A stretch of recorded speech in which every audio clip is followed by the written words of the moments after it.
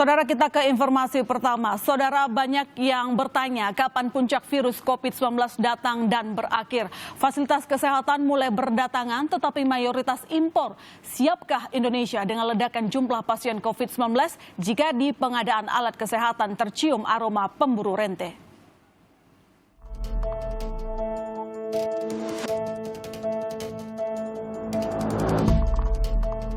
Ada mafia-mafia gitu, mafia-mafia besar, baik global maupun lokal yang bergabung juga mungkin dan sebagainya, yang akhirnya membuat kita ini, bangsa kita hanya sibuk berdagang, bukan sibuk memproduksi. Dan ini arahan Pak Jokowi kepada Pak Erick Thohir supaya memberantas mafia-mafia ini dengan membangun industri lokal. Kementerian Kesehatan mencium ada pemburu rente di tengah krisis pandemi COVID-19 alias Corona. Masih dari sumber yang sama, praktik mafia sebenarnya bukan cerita baru di Indonesia. Kegiatan impor ditengarai menjadi arena bermain. Gurihnya keuntungan membuat mereka berupaya agar keran impor terus dibuka sebesar-besarnya. Di tahun lalu, mengutip data Asosiasi Produsen Alat Kesehatan Indonesia atau ASPAKI, nilai pasar alat kesehatan mencapai 13,5 triliun rupiah. Nilai ini mayoritas didominasi asing dengan porsi 92% dan sisanya lokal hanya 8%. Besarnya value asing inilah yang ditengarai ada permainan di bisnis alat kesehatan, meski pelakunya masih buram. Bahwa alat kesehatan itu adalah bisnis yang terregulasi, regulated business. Tidak hanya di Indonesia, tapi di seluruh dunia dimanapun. Kami tidak merasa sebagai mafia, sebenarnya kami juga bingung, kami harus bertanya kepada Kementerian BUMN yang dimaksud mafia bagaimana. Karena kami adalah pengusaha alat kesehatan yang artinya tadi terregulasi, kami punya izin resmi, produk-produk kami punya izin, lalu kita punya kompetensi di bidang produksi, ekspor, dan impor tersebar di seluruh Indonesia. Memakai data ASPAKI di sepanjang tahun 2018, nilai impor alat kesehatan mencapai 2,03 miliar dolar Amerika Serikat. Kementerian BUMN meminta porsi impor ini ditekan agar produk lokal bisa lebih maksimal. Tetapi mampukah? Atau ada persoalan lain? Seperti penerimaan pasar pada produk anak negeri. Apakah betul kemudian alat-alat kesehatan produksi dalam negeri ini mendapatkan kesulitan izin edar? Tidak, saya pikir itu bukan konteksnya.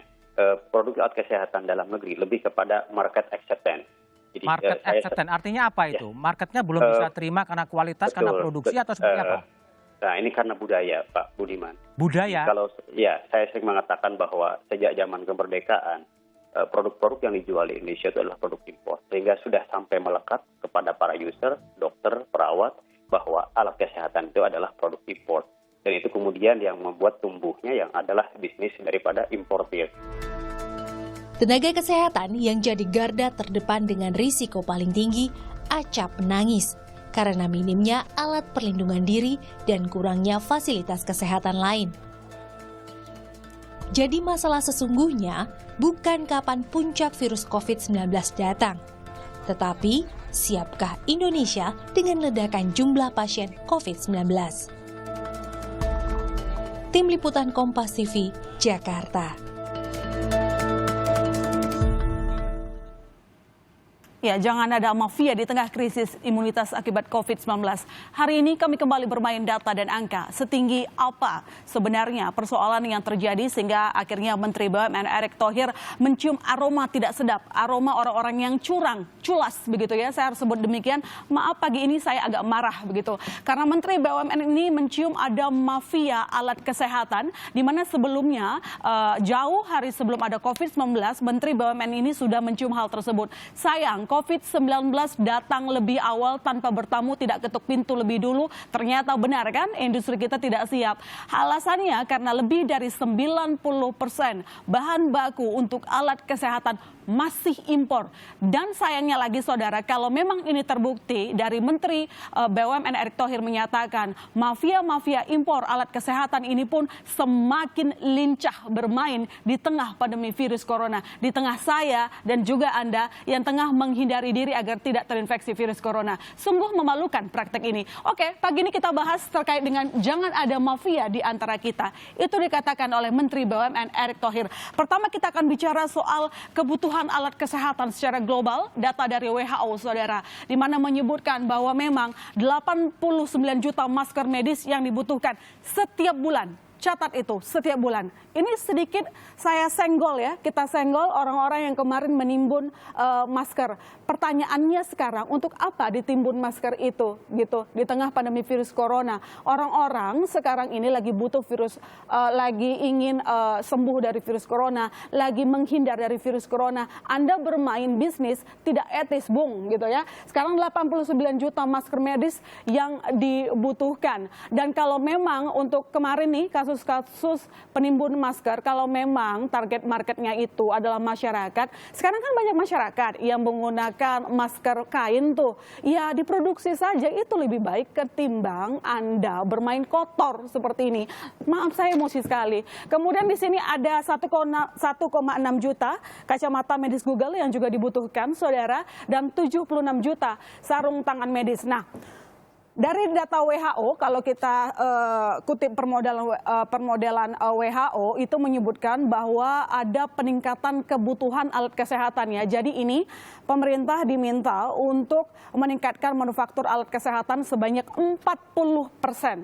Gitu. Nah, pertanyaannya sekarang, apakah Indonesia itu bisa? Jadi kalau dari Menteri BUMN Erick Thohir mengatakan, kita ini sebenarnya selama ini bisa produksi sendiri, tapi untuk bahan bakunya mayoritas masih impor. Jadi kalau mau ditingkatkan produksi, kalau kita minim bahan baku juga, ya gimana caranya gitu ya. Meski demikian saya mengatakan bahwa ini bukan berarti sebuah legitimasi. Dalam jangka panjang kita memang ingin dari hulu ke hilir mateng gitu ya. Dan dalam jangka pendek ini bisa saja sih cara jalan tengahnya yakni mengundang para investor untuk melakukan produksinya di dalam negeri. Sehingga ini dia tadi bisa menjadi salah satu solusi. Dan saudara, awal mula drama terjadinya memanaskan situasi di tengah pandemi virus corona, ini Menteri BUMN mengatakan janganlah negara selalu terjebak praktik kotor sehingga alat kesehatan mesti impor, bahan baku mesti impor. Jadi dari Menteri BUMN Erick Thohir mengatakan harusnya kita itu concern untuk membangun negeri, kalau bukan kita siapa lagi gitu. Nah, ini direspon sama Bu Susi gitu ya. Bu Susi mengatakan tenggelamkan gitu. Siapa yang ditenggelamkan? Yang ditenggelamkan Departemen Perdagangan dan Industri. Lalu katanya difokuskan saja di Kementerian Luar Negeri gitu kan. Mungkin maksudnya Kementerian Perdagangan atau Kementerian Perindustrian. Oke. Namun yang jelas saya mau nyatakan bahwa sedikit saya mau kasih contoh ya saudara ya. Sebenarnya bisnis di alat kesehatan ini cukup cuan begitu, pendapatannya tinggi, tapi kok bisa industri hulu sampai hulu hilirnya itu tidak terbangun dengan baik. Pertama, PT Indofarma saudara, 101,6 miliar pendapatan mereka di tahun 2019. Kemudian Kimia Farma 1,42 triliun rupiah di tahun 2019, ini sumber dari IDX. Kemudian yang terakhir Itamarano Raya itu 281,7 miliar saudara. Jadi ini merupakan pendapatan yang sebenarnya cukup cuan ya. Dan masalahnya sekarang kalau di tengah situasi COVID-19 sekarang kemudian bahan baku kurang, artinya nanti pendapatan mereka bisa turun. Nah, padahal kalau industrinya ini berjalan dari hulu ke hilir, cuannya bisa lebih tinggi. Pendapatan ke negara juga lebih tinggi. Kita rakyat Indonesia juga sejahtera begitu. Kalau BUMN-nya atau perusahaan-perusahaan yang sudah terbuka ini memiliki penghasilan yang cukup tinggi, saudara. Nah, sebenarnya yang saya mau jelaskan di sini, selama COVID-19 ada barang-barang yang sudah kita impor cukup aktif ya. Paling banyak itu test kit 3,3 juta. APD 1,96 juta, kemudian obat 390.000, alat rumah sakit 1,49 juta. Ada masker 1,71 juta dan alat lain 422.000, saudara. Dan dari banyaknya yang kita impor ini, pemerintah pun sudah mengeluarkan kebijakan-kebijakan untuk meringankan, mempermudah produk-produk ini masuk ke Indonesia dengan memberikan insentif fiskal misalnya. Salah satunya ya saudara ya, kalau kita lihat ada impor keringanan pajak yang sudah diberikan 762,7 miliar dengan insentif yang sudah diberikan artinya 170,9 miliar. Sementara untuk cukai etil alkohol merupakan salah satu dari insentif yang diberikan oleh pemerintah ini.